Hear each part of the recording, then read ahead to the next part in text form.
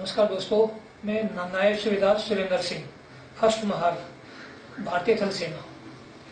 मैं पिछले 20 साल से भारतीय सेना में कार्यरत हूँ। मैंने अपने 20 साल के अंदर सदा फौज में कमांडो एक्टिविटी में हिस्सा लिया है और सदा उसी का हिस्सा मैं रहा हूँ। उसमें लीडर के हैसियत से और एक इन पर्सन के हिसाब से मैंने वहाँ पर अपना ड्यूटी निभाया है।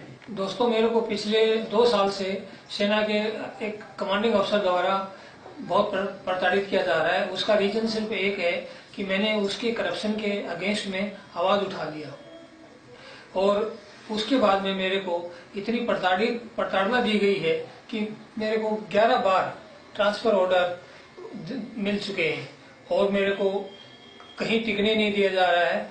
दोस्तों, आज मेरी हालत ये है कि मेरे को बोलने में बहुत कठिनाई हो रही है इनकी यातनाओं के कारण।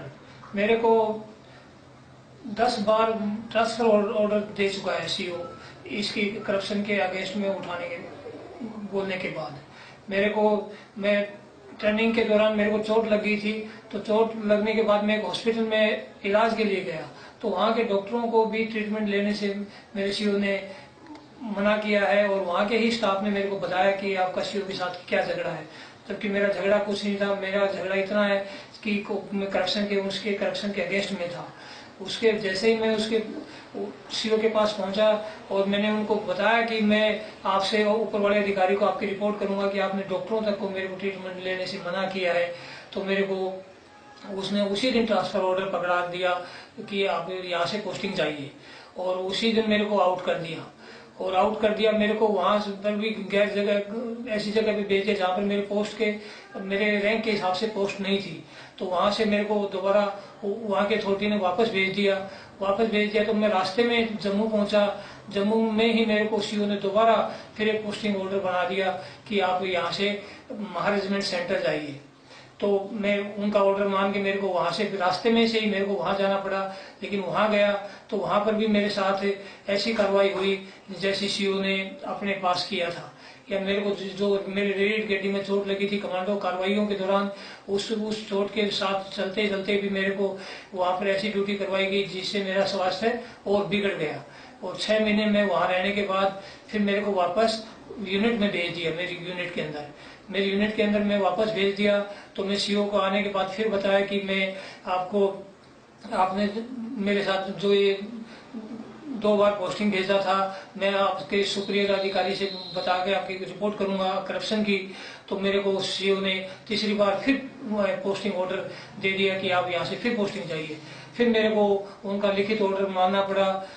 मैं सीओ के कौन से करप्शन के अगेंस्ट में मैं लड़ रहा हूँ वो मैं आपको बता देता हूँ। एक जवान का 90 रुपए पर मंथ पर हेड मसाले का पैसा होता है दोस्तों। वो 200 जवानों का क्लेम कर रहे थे और वो उसको बांट नहीं रहे थे। उसके अगेंस्ट में मैंने रिपोर्ट किया था। मेरा प्रमोशन हुआ था, तो प्रमोशन की उस पर पार्टी देनी पड़ती है। तो मैंने हमारे को पार्टी के बजाय बोला आप लोग कैश दे दो। 4 जवानों से हमारे से 50,000 रुपया कैश ले लिया। और वहाँ पर लाइन ऑफ कंट्रोल पे मेरी यूनिट है, तो वहाँ पर 20 जवान सीओ ने अपने घर में या अपने दोस्त अफसरों के घरों में छोड़ रखे हैं और उनको भारत सरकार को दिखाता है कि ये लाइन ऑफ कंट्रोल पे ड्यूटी पे है जवान, जो कि उसके घर में या अपने उसके दोस्तों के घरों में काम कर रहे हैं। उनके कुत्ता घुमाना या उनके किचन में रसोई में काम करना इत्यादि। और उनको भारत सरकार से अलाउंस दिलवाता है लाइन ऑफ कंट्रोल का, और वो जवान वहाँ पे हैं।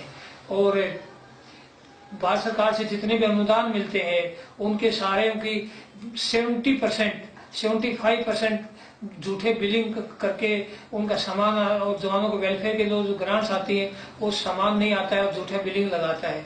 वो सारे तथ्य मेरे पास हैं। इन सारे आरोपों के तथ्य हैं और मैं ये चाहता हूँ कि इनकी इंक्वायरी की जाए और मैं उसको सारे तथ्यों से वो सिद्ध हो जाएगा, दूध का दूध और पानी का पानी हो जाए। इस इंक्वायरी के चलते इस मांग के चलते मैं 25 ड्यू हेडक्वार्टर रजौरी में मैं गया था। 4 दिन मेरे को वहाँ पे रखा गया और बोला गया कि मैं इंक्वायरी हम इनको कार्रवाई करेंगे। लेकिन मेरे को डराया गया, धमकाया गया और उसके बाद में मेरे को मेंटल हॉस्पिटल में बाई फोर्स 4 जवान मेरे साथ गार्ड भेज के मेरे को डाल दिया गया। और मैंने वहां पर डॉक्टर को सारी कहानी बताई कि सर मैं करप्शन के अगेंस्ट में लड़ रहा था और उस वजह से मेरे को आपके पास यहाँ भेजा गया है। उन्होंने बात मेरी सारी सुनी, लेकिन जो सीओ की जो चाहत थी मेरे को मेंटल हॉस्पिटल में रखवाने की, वही पूरी हुई।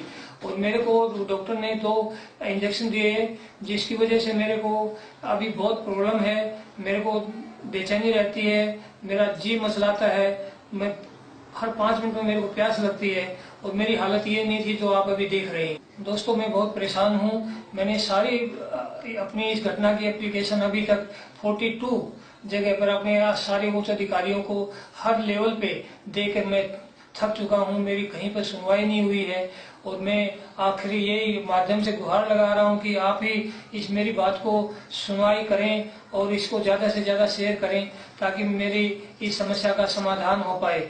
मैं हर लेवल पे पिछले 1.5 साल से भटक रहा हूँ, मेरी कहीं पर कोई सुनवाई नहीं हुई है और मैं आपकी ज्यादा से ज्यादा शेयर आप करें। मैं आपसे रिक्वेस्ट कर रहा हूं कि एक मेरी जिंदगी बर्बाद होने से बच जाए।